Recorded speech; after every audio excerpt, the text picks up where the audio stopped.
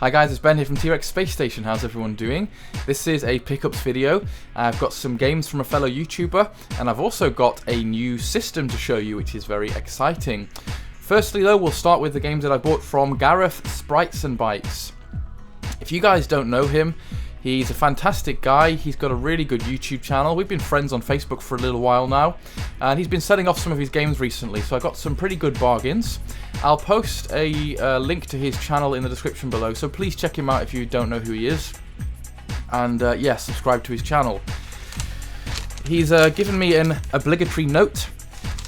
YouTubers always have to give notes when you buy off each other. I don't know why, it's just one of those things.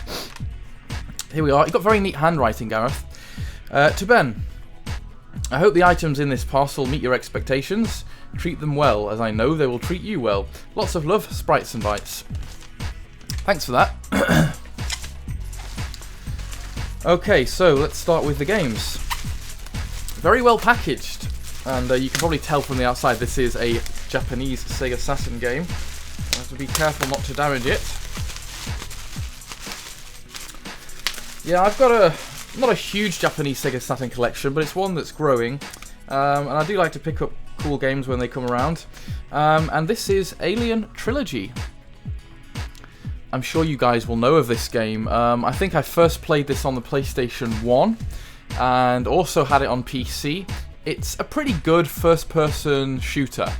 Not like Alien Isolation, kind of like Aliens Colonial Marines, in the sense that you can just blow the hell out of lots and lots of different aliens. It's not like a survival horror type one, it is more of a standard FPS.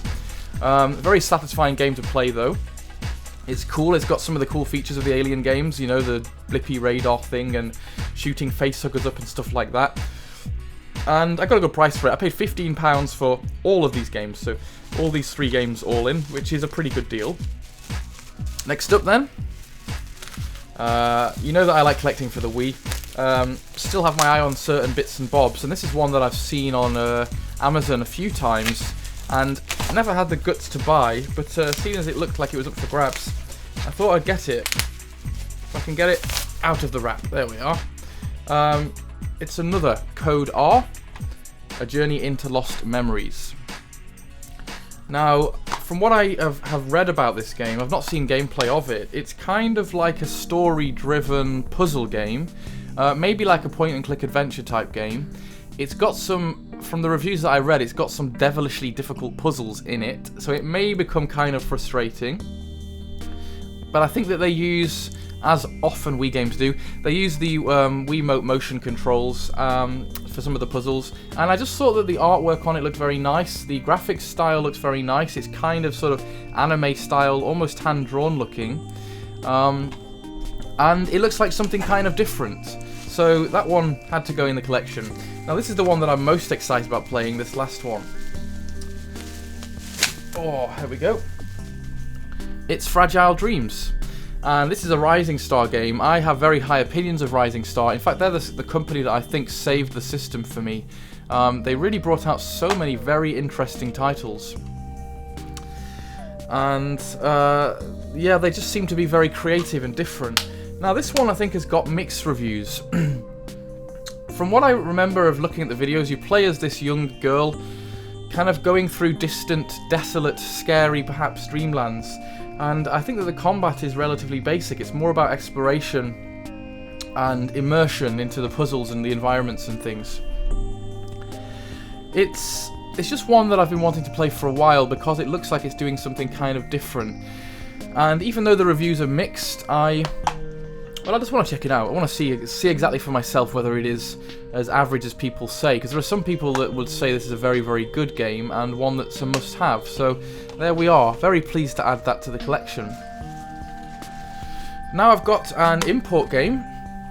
This is another Wii pickup, and it's Excitebots. Now, you may have seen my video on Excite Trucks, which is a fantastic Wii racing game that is absolutely crazy fast. You use the Wiimote on its side like a steering wheel, and there's loads of bonuses for going crazy fast, going off the track, doing jumps and getting airtime, and they're really fun games, especially in multiplayer.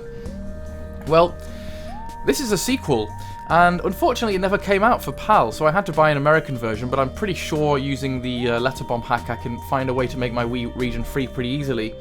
And I'm really looking forward to playing it. It looks like it's an even crazier version of Excite Trucks, this time using all sorts of mad robotic looking craft that resemble aliens and insects and stupid stuff like that. So I just can't wait to play it. I've still not managed to complete the original one, but I love playing it whenever my brother's around. We play it for hours. So once I'm finished with that, I'm going to move on to this and have a lot of fun. And that was pretty cheap too.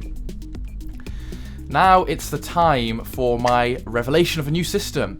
I have been looking for one of these for ages, and if you, if you've got one or if you've been looking for one, you'll know that they are very expensive, especially if you want a PAL one.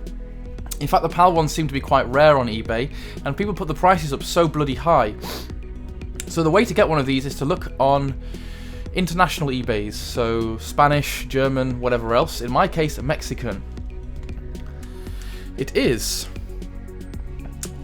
a Game Boy Advance SP, and it's the AGS-101 model, meaning that it's backlit, and that is a big deal for me.